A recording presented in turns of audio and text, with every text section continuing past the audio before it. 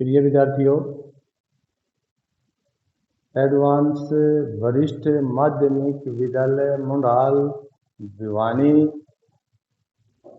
की ऑनलाइन कक्षा में आपका स्वागत है। आज हम आपको संधि का हमारा विषय चल रहा है। उस संधि के विषय में जो हिंदी भाषा में संस्कृत से स्वर संधियां आई हैं वो आपकी पांचों स्वर संधि हो चुकी हैं। आज हम आपको उसके अलावा हिंदी की कुछ अन्य स्वर संधियां हैं उनके बारे में आपको बताएंगे। तो जो हिंदी की अपनी स्वर संधियां हैं उनके विषय में आप सुनिए। तो हिंदी की अपनी जो स्वर संधियां है वो तीन प्रकार की है। तीन प्रकार की संधियों में पहला है पररूप संधि। पहला संधि का रूप है पर रूप। दूसरा भेद है वर्ण आगम संधि और तीसरा भेद है लघु भाव संधि। ये हिंदी की अपनी स्वर संधि है। तो इसके नाम से पता चलता है भाई, पर रूप संधि जब आप सुनोगे, पर पराया, रूप उसका रूप है, पर रूप दूसरे का रूप है। समझ आया? पर रूप का अर्थ क्या है? दूसरे का रूप है। तो इसकी परिभाषा क्या है कि पर रूप संधि में, इस संधि रूप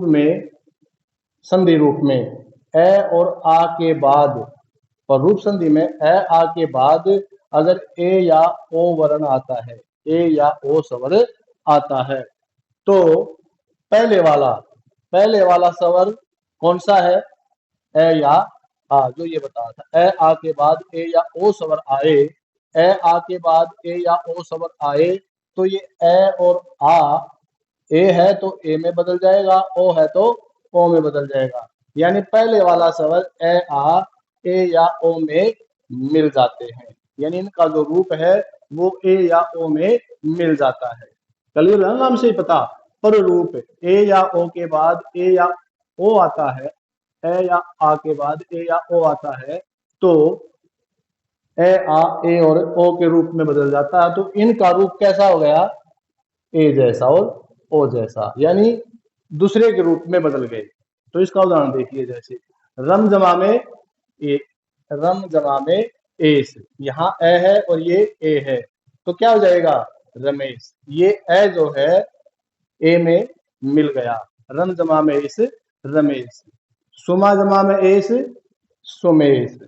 यहाँ आ है, ये ए है, ये आ ए में ही बदल गया। सुमा जमा में एस, सुमेश। कार जमा में ओ बार, है ये ओ है, तो किसमें हो जाएगा? कार जमा में ओ बार, कारोबार। तो ये तो था आपका पररूप संधि की परिभाषा और पररूप संधि के उदाहरण। उसके बाद आती है आपकी दूसरी संधि जो हिंदी की है स्वर संधि, वर्ण आगम संधि। क्या नाम है? वर्ण आगम। आगम आना, कौन सा वर्ण? आवरण आ गया। संधि के इस रूप में, यानी वर्ण आगम संधि में शब्द का समास करते समय, जब हम शब्द का समास करते हैं तो समास में दो पद होते हैं, पहला पद और दूसरा पद। तो पहले पद का अंतिम वर्ण, पहले पद का अंतिम वर्ण ए है और वो किसमें बदल जाएगा? आ में। जब उसका समास करेंगे तो ए आ में बदल जाता है।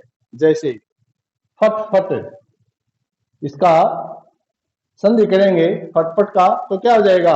फटाफट। यानी क्या बताया था कि भाई अंतिम वर्ण जो है पहले पद का वो क्या हो जाएगा? आ। इसमें फटफट, इसमें तय में है और आगे भी क्या है, तो ये फट फट का क्या हो जाएगा? आ में शामिल हो जाएगा, आ में बदल जाएगा। दन दन, दना दन, दन दन, दना दन। तो ये था आपका वर्णागम संधि। और तीसरा भेद जो है लघु भाव संधि। सम्मान भाई, ए के साथ क्या आया? आ, वर्ण का आना। कौन से वर्ण का? आ का। अब लघु, लघु का अर्थ है छोटा। लघु भाव, लघु का अर्थ है छोटे का भाव आना, छोटे का विचार आना। इस संधि रूप में या तो शब्द में प्रत्यय जोड़े, इस संधि रूप में शब्द में प्रत्यय जोड़ने से, या समस्त पद बनाते समय जब समस्त पद बनाएंगे तो आ का क्या हो जाएगा, है। यानी आपको पता है आ कौन सा स्वर है, दीर्घ स्वर, और ए हर्षव स्वर। ए छोटा है तो आ बड़ा, आ किस में बदल जाएगा, छोटे में।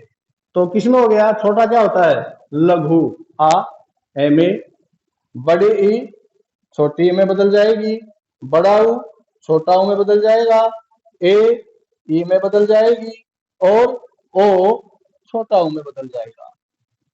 तो देखो आपने सारे जितने भी वर्ण बने ही हैं, आ से ए, बड़ी से छोटी, बड़ा ऊ से छोटा ऊ, ए से ई और ओ से ऊ, ये सब क्या है, लघु, जिनको हम अरसव स्वर कहते हैं, इसमें बदल जाता है। जैसे देखिए आपका उदाहरण, काठ जमा में पुतली, काठ जमा में पुतली, ये आलोप हो जाएगा, क्या हो गया, कठपुतली। काठ जमा में पुतली का क्या बन गया, कठपुतली, आ ए में बदल गया। उसके बाद भीख जमा में आरी, ये भीख में बड़ी की मात्रा है, ये आरी, भिखारी शब्द को इकट्ठा करेंगे तो बै के छोटी की मात्रा हो जाएगी, भिखारी। यानी यहाँ बड़ी ई किस में बदल गई, छोटी में। पूजा जमा में आरी, ये बड़ाऊ है, जब इसको जोड़ेंगे तो क्या हो जाएगा, पुजारी, छोटा की मात्रा हो जाएगी। एक जमा में तारा, ए दीर्घ स्वर है, ए जमा में तारा, तो ए किस में बदल जाएगा, ई में, एक तारा। यहाँ लोहा जमा में आर, ये ओ है, यहाँ आ है, लोहा, ओ किस में बदल जाएगा, ऊ में, लोहा जमा में हार, लोहार। तो ये आपकी हिंदी की जो अपनी स्वर संधि तीन है, तीनों के भेद आपके सामने करवाए गए हैं, प्ररूप संधि, वर्णागम संधि, लघु भाव संधि। तो ये आज आपकी स्वर संधि आपकी पूरी हो चुकी है, और आपसे आशा है कि इस संधि भेद के कुछ उदाहरण जो आप अपनी कॉपी में लिख करके देखें, ताकि आपको अच्छी तरह से समझ आ जाए। धन्यवाद।